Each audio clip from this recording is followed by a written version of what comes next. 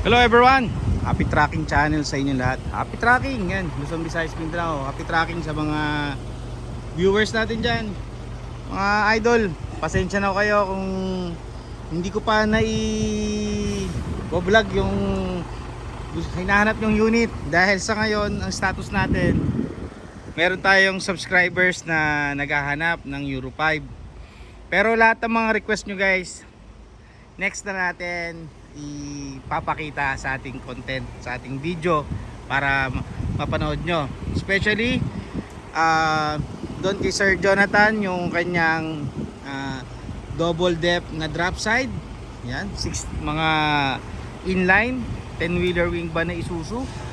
Yan, meron din tayong isa pa na nag-inquire din sa atin, yun, na drop side din pero bumper light. Yung kakatawag lang ngayon sa ating number.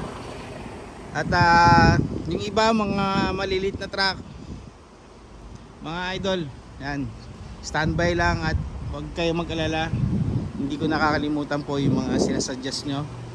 Talaga lang, kailangan lang natin talagang, syempre meron tayong mga hindi inasahan na mga subscription darating at merong mga ibang mga nagpa-schedule, no, para makapunta dito sa atin.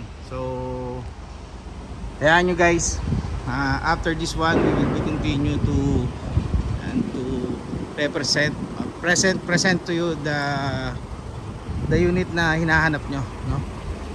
So ayan, dito tayo ngayon sa tipo 46WG1 to guys. Ayan, mga pogi, rin drop side na. So ayun lang guys, no, patikin ko lang muna kayo dito sa ating channel. Gusto ko lang paalam sa inyo na next na video ilalabas na natin yung mga hinahanap nyo na unit. So sa mga magtatanong kung magkano ba tong mga unit na to, sa mga 6-wheeler guys, yan maabot po ito ng 1.6 million. Mga ganitong bumper light, 1.6, 1.5, 1.6, 1.7, 1.8, mga ganito, 1.4, yan, 1.5, 1.3, yan, bumper light na yon. So honest review, honest checking yesterday guys, may small issue, para dito dahil nga assist hindi pa nila ginagalaw. Ang naging issue niya is yun nga, luma kasi yung langis, kaya marami nag-aakala na malakas ang pressure dahil yung ilangat yung dipstick, wala naman talsek. Pero pag-aangat niya ng dipstick, no, although walang talsek, yung dipstick umaabot yung langis, mahaba yung inaabot. So syempre kanya-kanya ng opinion lahat ng mga magtitingin dito. Yun. At least guys, kung mapadaan man kayo dito, well, feel free to check all of the unit, no?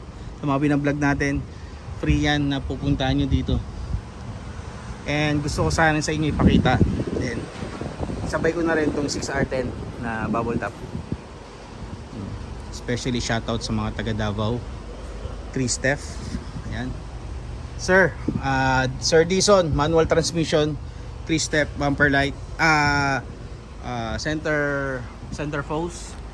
Alam ko isa din to sa gusto mo, 6R10. So ayun lang guys. And shout out kay Manager Omar, your truck boy. KNR, JP Mataris. Yun, Malik, he is the now, Malik is on vacation. So yun lang guys, happy tracking sa inyo. Mag-ingat kayo palagi. Thank you, bye bye, God bless.